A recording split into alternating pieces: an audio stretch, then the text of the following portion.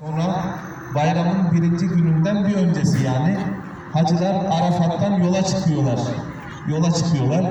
Kimisi yaya olarak, kimisi otobüslerle buraya geliniyor.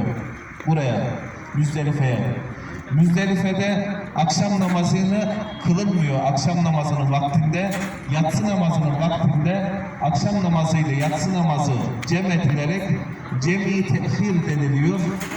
Bu yanımızda bulunan mescitte, Meş'aril Haram mescidinde birçokları kendi çadırında eda ediyor. Namazlar cem ediliyor. Hanefi mezhebinde iki yerde namazlar cem ediliyor.